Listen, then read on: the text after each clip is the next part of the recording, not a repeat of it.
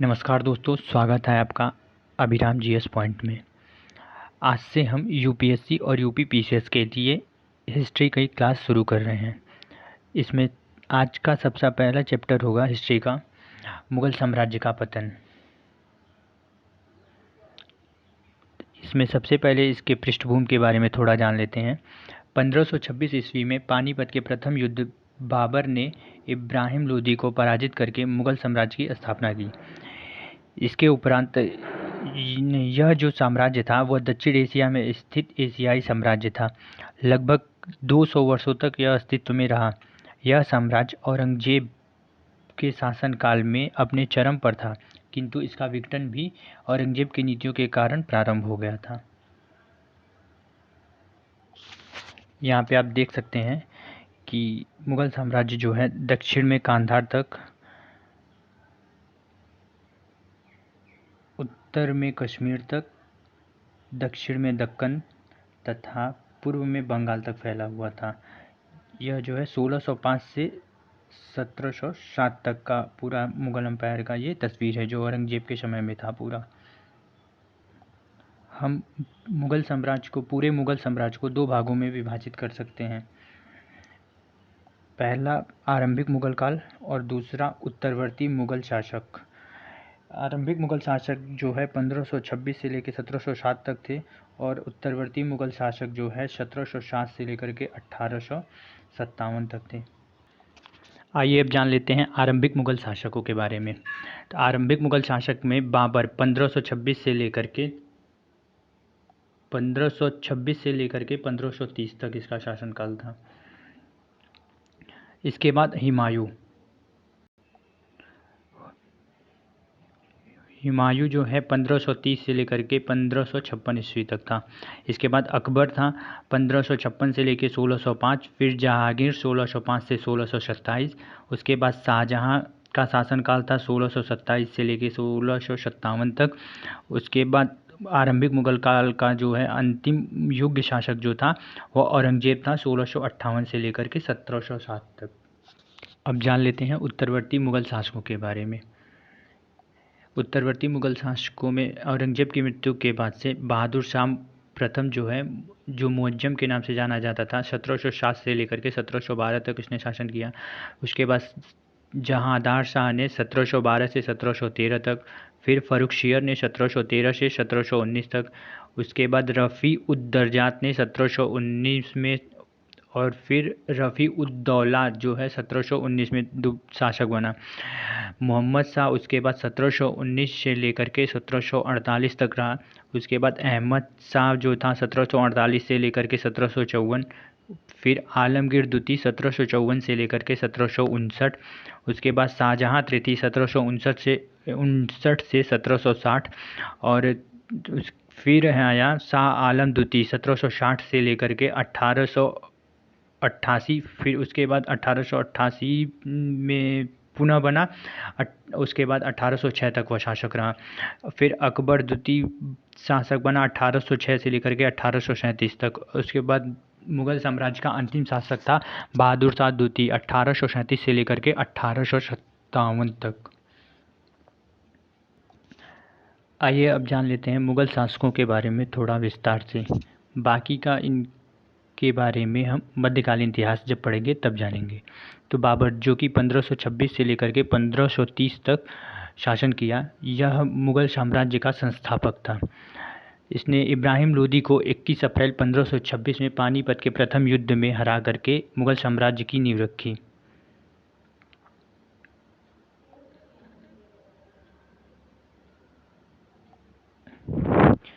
इसने कलंदर व गाजी की उपाधि धारण की थी। तुलुगमा युद्ध नीति का प्रयोग सर्वप्रथम पानीपत के ही युद्ध में हुआ था। सर्वप्रथम पानीपत के लड़ाई में ही तोपों का भी प्रयोग हुआ था।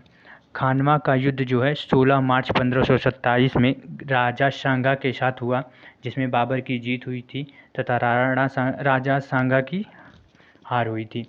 घाघरा का युद्ध जो है 5 मई 1529 को महमूद लोदी के साथ हुआ था। बाबर की जीत हुई थी जिसमें, और बाबर की आत्मकथा तुजुक ए बाबरी या बाबरनामा के नाम से जानी जाती है।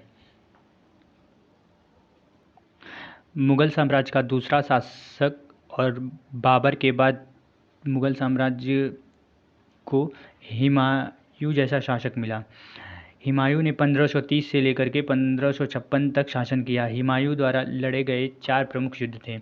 पहला देवरा का युद्ध, जो कि 1532 में गोमती नदी के तट पर अफ़गान विद्रोहियों के साथ में हुआ, जिसमें अफ़गान विद्रोही परास्त हुए थे और हुमायूं की जीत हुई थी। दूसरा चौसा का युद्ध 26 जून 1539 को शेरशाह के से हुआ, जिसमें शेरशाह विजयी हुआ।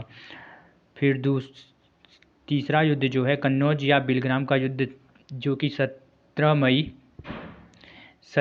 1540 को शेरशाह और हुमायूं के बीच में हुआ, जिसमें शेरशाह विजयी हुआ और हुमायूं को निर्वासित होना पड़ा, अपना राज्य छोड़कर भागना पड़ा। उसके बाद सरहिंद का युद्ध जो है 22 जून 1555 को हुमायूं लड़ा और उसमें वह अपने खोए हुए राज्य को प्राप्त कर लिया। हुमायूं नामा की जो रचना है, उसकी रचना उसकी बहन गुलबदन बेगम ने की थी। तीसरा शासक है मुग़ल साम्राज्य का अकबर, जो कि 1556 से लेकर के 1605 ईस्वी तक शासन किया था। इसने 1562 ईस्वी में दास प्रथा, 1563 में तीर्थ यात्रा कर व 1564 में जजिया कर को समाप्त किया। उसका राज्याभिषेक 14 फरवरी 1556 ईस्वी को पंजाब के कलानौर नामक स्थान पर हुआ। पानीपत की दूसरी लड़ाई 5 नवंबर 1556 को अकबर व हेमू के मध्य हुई, जिसमें अकबर विजयी हुआ।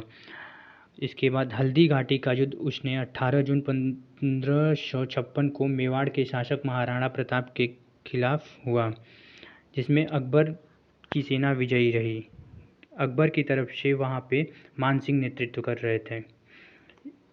अकबर जो है दीन ए इलाही धर्म का प्रधान पुरोहित भी था तथा राजस्व प्राप्ति की जब्ती प्रणाली अकबर शासन में प्रचलित थी। अकबर के दीवान राजा तोडरमल द्वारा 1580 में दहसाला बंदोबस्त लागू किया गया था और मनसबदारी प्रथा उसके शासन की प्रमुख विशेषता थी। मुग़ल साम्राज्य का चौथा शासक जहांगीर था, जो 1605 से लेकर के 1627 ईस्वी तक शासन किया। इसने 24 अक्टूबर 1605 को नसरुद्दीन मोहम्मद जहांगीर बादशाही गाजी की उपाधि धारण करके गद्दी पर बैठा। इसने 2 अस्पा और सिंह अस्पा प्रथा जहांगीर ने ही चलाई थी, जिसके अंतर्गत बिना जात पद बढ़ाए ही मनसबदारों को अधिक सेना रखनी पड़ती थी। 1615 में राणा अमर सिंह के साथ चित्तौड़गढ़ की संधि की और विलियम हॉकिंस इसी के दरबार में आया था, जो कि पहला अंग्रेज था जो मुग़ल दरबार में आया था। 1608 से लेकर के 1611 तक यह था।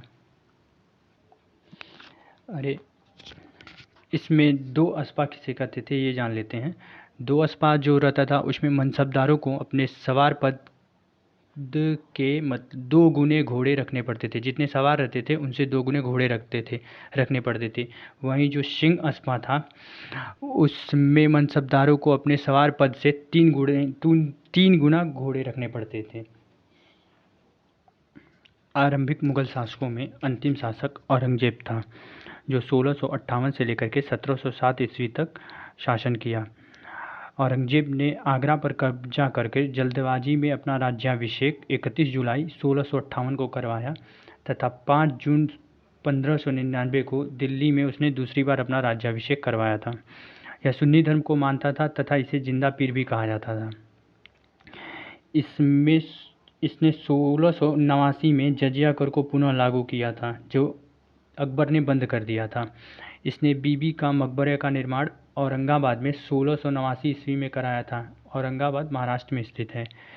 और 1685 में बीजापुर एवं 1687 में गोलकुंडा को मुग़ल साम्राज्य में इसने मिला लिया था। इसने शिवाजी के साथ में 1665 ईस्वी में पुरंदर की संधि की थी। दिल्ली के लाल किले में औरंगजेब ने मोती मस्जिद का भी निर्माण करवाया था।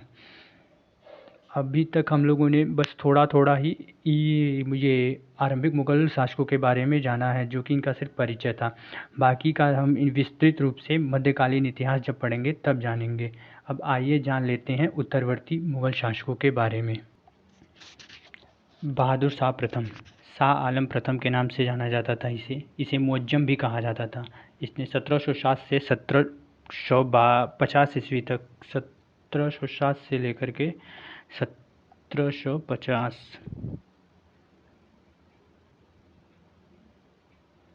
तक शासन किया था। इसे शाह ए बेखबर के नाम से भी जाना जाता था। यह ज़्यादा उदार होने के कारण, इसके ज़्यादा उदारता के कारण इसके राज्य की वित्तीय स्थिति बहुत ही खराब हो गई थी। यह हिंदुओं के प्रति सहिष्णु था, परंतु इसने जजिया कर को समाप्त नहीं किया। जजिया कर किसे कहते हैं? जजिया जो था वह हिंदुओं से लिया जाने वाला एक धार्मिक कर था।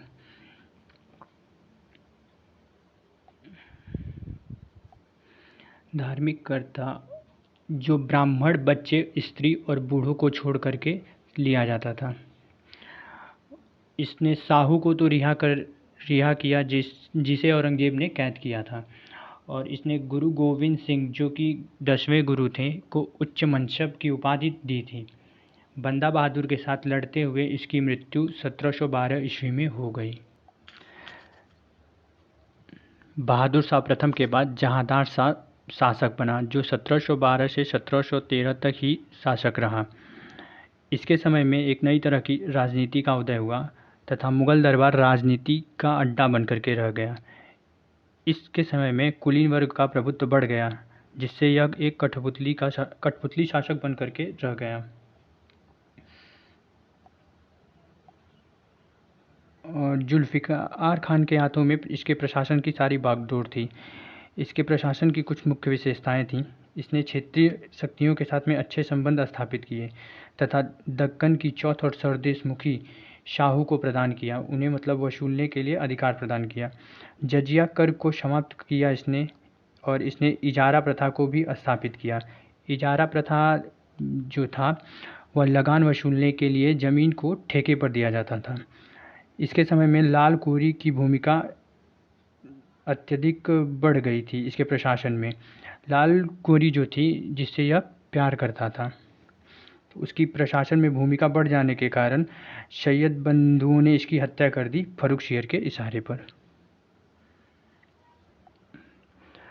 जहांदार शाह को फर्रुख शेर ने सैयद बंधुओं की मदद से मरवा कर खुद शासक बन बैठा। इसने 1713 से लेकर के 1719 तक शासन किया।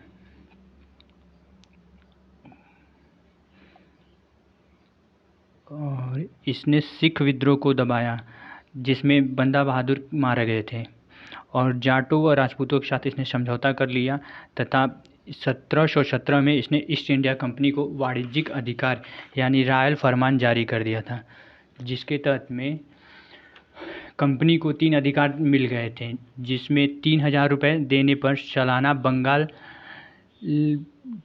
में उसे 3000 देने पर सालाना 3000 देने पर कस्टम ड्यूटी फ्री कर दी गई थी, और 10,000 रुपये सालाना देने पर सूरत में उसे आयात और निर्यात फ्री कर दिया गया था। आयात और निर्यात करने की अनुमति दी गई थी, जिसमें निर्यात फ्री कर दिया गया था। और उस कंपनी को तीसरा अधिकार यह मिला कि वह ब्रिटिश सिक्के को पूरे भारत में उसके ब्रिटिश सिक्के को पूरे भारत में वैधता प्रदान कर दी गई थी। फर्रुख शेर ने सैयद बंधुओं को हटाने की कोशिश की, तो सैयद बंधुओं ने बालाजी विश्वनाथ के साथ में मिल करके फर्रुख शेर की ही हत्या कर दी।